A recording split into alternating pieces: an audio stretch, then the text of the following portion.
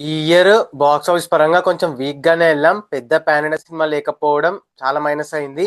And also Prabhas, Mahesh, Allu Arjun, Chiranjeevi వీళ్ళ సినిమాలు లేకపోవడం కూడా కొంచెం బాక్స్ ఆఫీస్ నంబర్స్ తగ్గించింది. వేరే ఇండస్ట్రీస్ మాత్రం మన తమిళ్, నార్త్ వీళ్ళు మాత్రం బాగా వెళ్ళారు ఈ ఇయర్.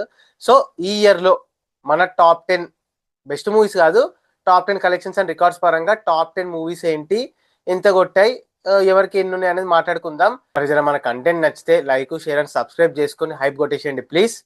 10th ప్లేస్ లో నాగ చైతన్య స్టండేల్. మంచి హైప్ తోని, మంచి ఎక్స్పెక్టేషన్స్ తోని అన్సీజన్ మంత్ లో వచ్చి టాక్ కూడా పెద్దగా రాకపోయినా లాంగ్ రన్ లో మస్త్ ఆడింది.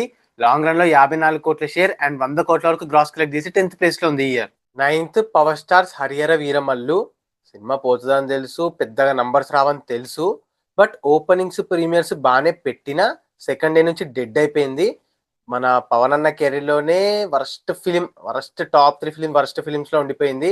సో లాంగ్ రన్ లో అసలు చాలా ఒక టైర్ 1 హీరో సినిమా ఇంత పూర్గా పర్ఫామ్ చేస్తుంది అనుకోలేదు. లాంగ్ రన్ లో 69.8 కోట్ల షేర్ అండ్ 115 కోట్ల గ్రాస్ మాత్రమే కలెక్ట్ చేసింది. 9th ప్లేస్ లో ఉంది ఈ ఇయర్. 8th ప్లేస్ లో Nani's hit 3. Despite mixed talk గట్టి లాంగ్ రన్ పెట్టింది. మరి అది ఫ్రాంచైజ్ పవరా, నాని అన్న స్పుల్లా, మాస్ స్పుల్లా తెలియదు కానీ సినిమా నాకు కూడా పెద్దగా నచ్చలేదు. చాలా మంది నుంచి నెగిటివ్ రెస్పాన్స్ వచ్చింది. ఓవరాల్ మిక్స్డ్ టాకే వచ్చినా కూడా మస్తు కలెక్ట్ చేసింది సినిమా. వరల్డ్ వైడ్ గా 63.8 కోట్ల షేర్ అండ్ 121.9 కోట్ల గ్రాస్ కలెక్ట్ చేసింది. ఎట్ ప్రెసెంట్ ఈ ఇయర్ లో 8th. 7th Balayya సకండా 2. Of course ఇంకో 2 to 3 days రన్ ఉంటది కానీ స్పాట్ అయితే ఇదే 7th ప్లేసే. పెద్దగా సీక్వెల్ అయిప్ లేకుండా టాక్ కూడా ప్యూర్ మిక్స్డ్ టాక్ రావడం వల్ల హిట్ గాక కలెక్షన్స్ కూడా అఖండ 1 కూడా కొట్టకుండా ఆగిపోయింది.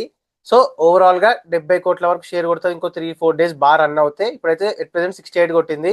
ఓ 70 crore షేర్ అండ్ 120 కోట్ల గ్రాస్ కలెక్ట్ చేసి 7th ప్లేస్ లో ఉంది. 6th ధనుష్ కుబేరా.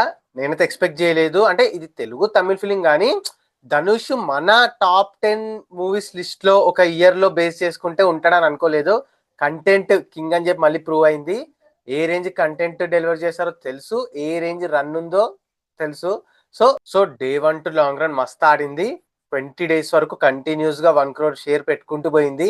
సో అలా 70.7 కోట్ల షేర్ అండ్ 140 కోట్ల వరకు గ్రాస్ కలెక్ట్ చేసి 6th ప్లేస్ లో ఉంది. Coming to top 5. 5th Balayya's Daaku Maharaj. మంచి టాక్. అండ్ కొంతమంది అయితే ఆల్రెడీ ఈ ఇయర్ లో బెస్ట్ ఫిలిం కేటగిరీలో వేసేసారు డాకు మహారాజ్ ని, బెస్ట్ కమర్షియల్ ఫిల్మ్ అని చెప్పి ఈ ఇయర్ లో. సో బట్ ఆ టైంలో సంక్రాంతికి వస్తున్నాము, రన్, క్లాష్, ఆ లొల్లి, ఎందుకంటే సంక్రాంతి అంటే క్లాస్.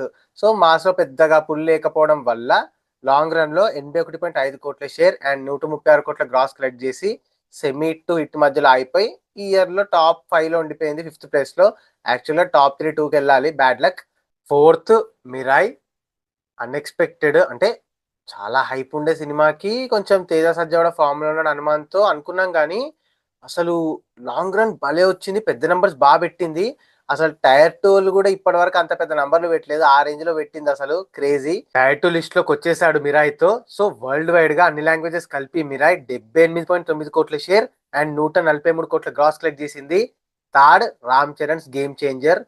అసలు షాకింగ్ అండ్ అన్ఎక్స్పెక్టెడ్. ఒక డిజాస్టర్ ఫిలిం, ఈ ఇయర్ లోనే biggest disaster film. Top 10 movies లో టాప్ 3 లో ఉంది.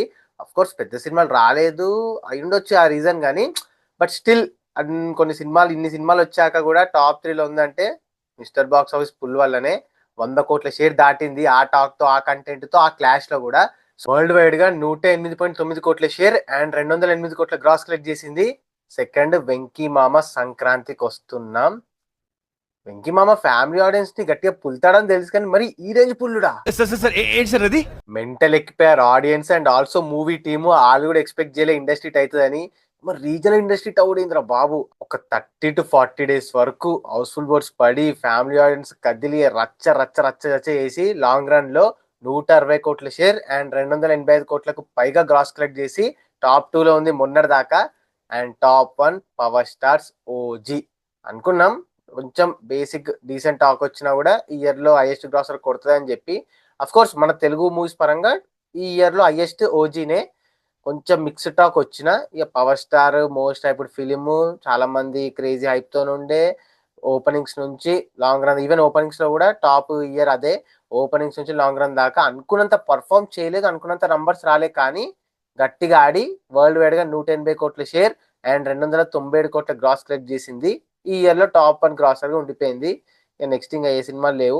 సో ఈ లిస్ట్ లో పవన్ కళ్యాణ్ వి 2, బాలయ్య 2 ఉన్నాయి. అండ్ మిగతా అందరు వెంకీ మామ, నాని, విజయ్, రామ్ చరణ్, తేజ సజ్జ, ధనుష్ వీళ్ళందరూ ఒక్కొక్క మూవీ ఉంది.